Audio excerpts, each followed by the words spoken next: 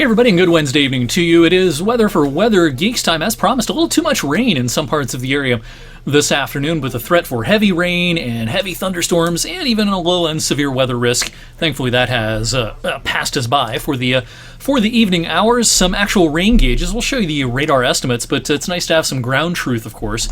And while we don't have rain gauges everywhere, we do have a smattering of rain gauges across the area that are maintained by some local weather observers, and they can upload this data to the internet, and we have access to it. And 1.5 inches, pretty common from Latonia and Washingtonville over towards Columbiana, New Middletown, the East Palestine area as well. A little bit less off to the north around I-80 and between, say, 224 and I-80, I should say. And then north of 80 in Trumbull County, another batch of heavier rain with 1 inch plus amounts, pretty common from Newton Falls up towards Southington and Mesopotamia, even as far east as the Cortland area as well. And then, we can kind of supplement that radar gauge network with some radar estimates here, and these usually are pretty good depending on the situation, but it's pretty common for the radar to estimate about 2 inches worth of rain in some of these same areas that did have flash flood warnings out earlier on. That's southeastern Mahoning County, northeastern Columbiana County, and parts of Lawrence County as well. We had several reports of some flooding issues in Lawrence County, especially, that were relayed to the National Weather Service. A couple of reports of wind damage over into Butler County, PA, and actually the National Weather Service office in Pittsburgh will probably do some damage surveys out here tomorrow, because there may have been a brief tornadic touchdown somewhere in northern Butler County, east of Lawrence County in Pennsylvania, east of I-79. I've seen some video evidence that there may have been a brief tornado touchdown. There was a tornado warning out for a brief time in the northern part of Butler County.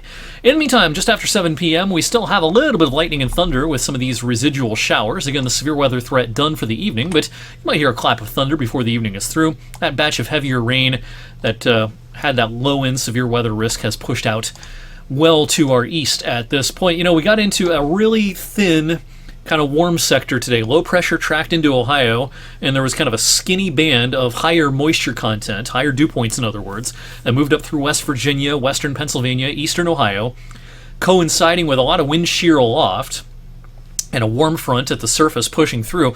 All of that meant that we couldn't rule out a gusty thunderstorm and a non-zero tornado risk. And again, especially in Butler County, PA, there may have actually been an isolated tornado earlier on today, but thankfully that was about it in terms of actual severe weather, aside from the flooding issues in parts of the area. And as we head through the overnight, unfortunately, what you see is what you get. Low pressure is going to just kind of kick up its feet and hang out for a couple of days, and that's going to keep the showers coming and going overnight. There will be some dry intervals.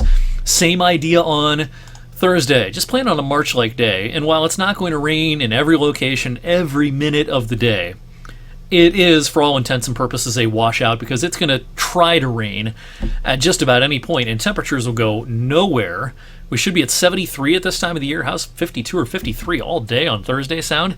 That's more typical of the tail end of March. Now, by Friday, the clouds may occasionally break for some sun, especially in the morning, but I think there can still be a shower that comes and goes. Now, the raindrops are probably not as numerous Friday as they will be on Thursday, and that downshift in the amount of showers will probably continue into Saturday. Now, still not all that optimistic for that much in the way of sunshine on Saturday as we kick off the holiday weekend. I think the clouds will outduel the sun for most of the day, but aside from a renegade passing shower or a sprinkle, a lot of the day just kind of ho-hum and cool. One more day in the 50s. So, not much has changed with our overall thinking in terms of the holiday weekend forecast. If you have plans this weekend, the best day of the three will be the holiday itself on Memorial Day on Monday. Clouds will probably increase, but I think the rain probably holds off until later Monday night into Tuesday as many head back to work next week. But aside from a shower here and there on Saturday, maybe a stray afternoon shower Sunday, a lot of Saturday and Sunday will be dry. It's just not going to be very warm. Mid-50s, that's it. Saturday, 62 on Sunday, and no higher than about 67 on Memorial Day. It should be our coolest Memorial Day since 2013. So when is this going to change? Here's today's fresh 8 to 14 day temperature outlook from the Climate Prediction Center. This covers the last 3 days of May and the first 4 days of June. And while you see kind of a neutral tone in our part of the country, that's better than being in the deep blue, and this will be a transitional period. I think the very end of May, and especially once we turn the calendar to June, we will start to see some summer-like weather settling in. But notice the temperatures compared to the average, probably right through about the 29th or 30th, still largely below average. And by the end of May, our average is 75. So 74 degrees is a cooler than average day. That's what we expect right now on May 30th. But right around the 31st, and especially into June 1st, 2nd, 3rd, 4th, I think the warmer air is going to start to build in.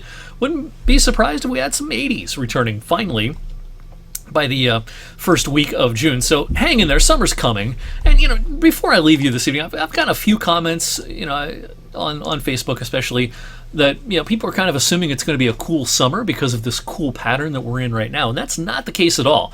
This this pattern in the 3rd and 4th week of May really has no bearing on the summer pattern.